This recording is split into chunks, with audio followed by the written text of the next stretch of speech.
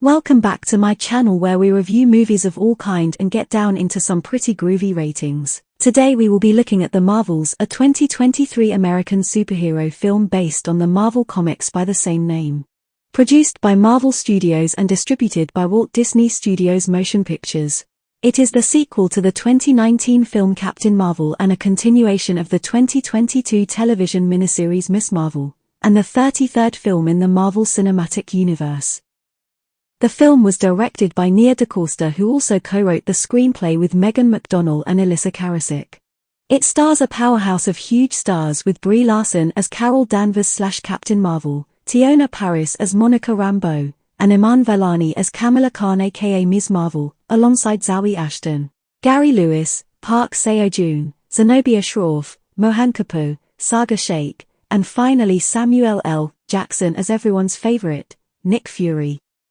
In the film, Danvers, Rambeau, and Khan team up as the Marvels trio after they begin swapping places with each other every time they use their powers, which in essence makes them interlinked and forces them to gang up in this very girl power trio. And with that short synopsis, let's delve deep into the plot and run down the review. Warning, there are heavy spoilers ahead, so please, if you haven't watched the film, caution. We're looking for Kamala Khan. Captain Marvel, in an attempt to free the Kree, destroyed the Supreme Intelligence, an artificial intelligence that leads the Kree Empire. The Supreme Intelligence is also known as the Suprema and first appears in Fantastic Four number 65. It was introduced as a supercomputer that consisted of the greatest minds of the Kree people for the last million years, and figured as their leader. With its destruction, civil war breaks out and the collapse of the Kree home world named Holla, over the next 30 years. The conflict is so bad it leaves the planet itself barren as it loses its breathable air, water, and sunlight. They all basically walk around in darkness with special masks to get by. Now fast forward to the present, Dar-Benn, played by Zawe, who just so happens to be Tom Hiddleston's fiancée, is now the new leader of the Kree. In an attempt to save her planet, she finds one of the two legendary quantum bands. The quantum bands are unique ancient Kree artifacts with immense power to manipulate space and time. With one of these she tears opens a jump point. This is basically a gateway that allows fast travel across space. The resulting anomaly impacts the entire jump point network, including a jump point near Earth's Sabre space station that is run by Nick Fury. Nick Fury actually more lives there and is hosting peace talks between the Kree and the Skrulls. Captain Monica Rambeau, an astronaut on this station, investigates the jump point near Sabre while Danvers investigates the new jump point that Dar-Benn opened.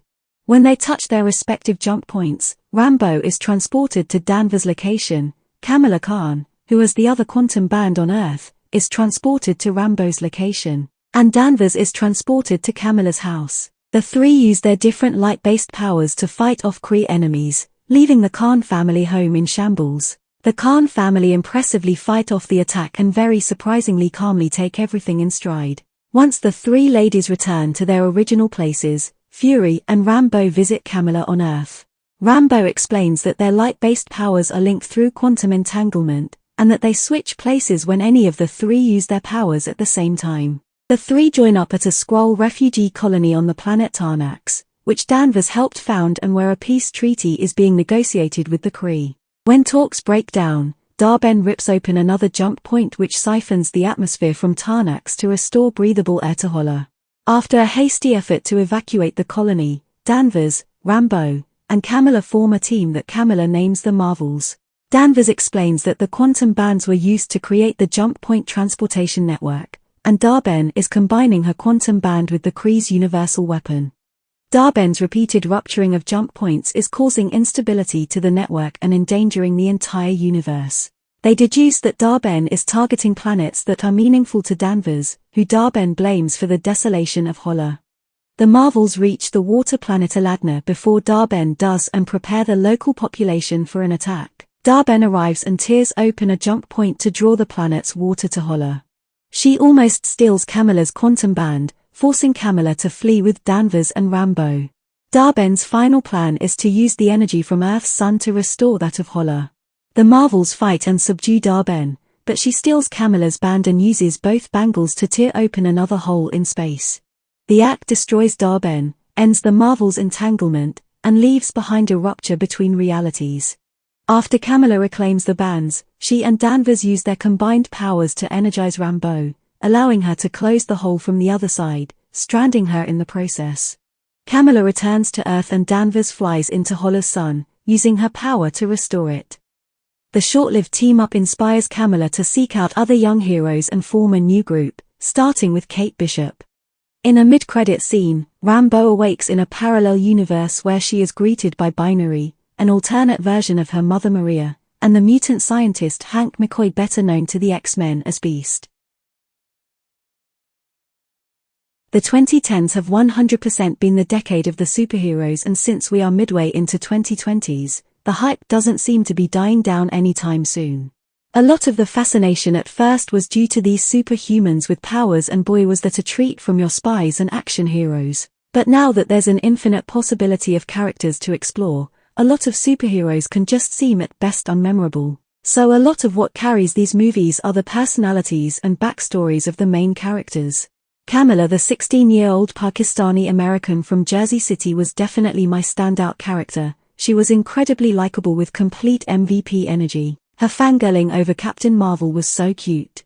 It's something out of a fanfiction to not only be linked to your hero but literally their team. She reacted exactly the way any teenager would given their newfound superpowers and the situation of it all. Her relationship with her family was hands down my favorite bit. They were all extremely fun characters, and an entertaining, fast-paced story make the Marvels an enjoyable addition to the Marvel Cinematic Universe. Kamala really carries the entire movie. Monica was Captain Marvel's best friend's daughter. The writers definitely leaned into a strong theme of admiration for Captain Marvel from both Kamala and Monica. Initially she's put on a pedestal until she confesses that the Me call her annihilated because she's responsible for their natural resources being destroyed. It's a pretty impressive takeaway, because we all have our heroes on pedestals, and Kamala brilliantly states that we should all give grace to our idols because they are human too. Truth is, Carol is one of those personalities that represents us socially withdrawn types, not the most likable on screen, but despite all that she has a heart of gold. She got that well-needed character development from this movie TB. As a hero, sometimes it is tempting to think you may know better, but her attempt at freeing the Kree actually caused all these negative side effects. Quite a humbling experience. Her suddenly having a team has made her a lot more likable and a lot less detached appearing. The chemistry between the team was extremely heartwarming and I was sold onto it. All three work so beautifully together. With the movie turning into a semi-musical halfway through, with a Disney-esque ballroom dance/singing scene, was a lot. It was revealed that she was now Princess Marvel. And a whole species of people who sing as a language. Kind of a second-hand embarrassment moment, but I guess they needed it to link her husband Prince Young's cool new suit designs into their character-specific colors. Dar-Ben, the modern revolutionary supervillain with an understandable intention, was not very compelling. Every time Goose the Flarkin appeared on screen my heart fluttered with joy. Definitely an outstanding character in my opinion. And the little surprise at the end when little goslings hatched was such a gross yet cute yet WTF moment. We definitely need a Goose mini-series. As a super fan of the X-Men, I was incredibly chuffed to see Dr. Hank McCoy in the post-credit scenes, and I definitely do look forward to seeing what this new universe has installed for us within Phase 5. With the quick pace of the movie, you have no time to blink or else you'll miss a plot point. The Marvels was released as part of Phase 5 of the MCU. It received mixed reviews from critics, with praise for the performances but understandable criticism for the script and plot inconsistencies. The film unfortunately underperformed at the box office, grossing $206 million worldwide against a gross production budget of $274.8 million, which made it the lowest grossing film in the MCU and one of the few MCU films not to break even in its theatrical run.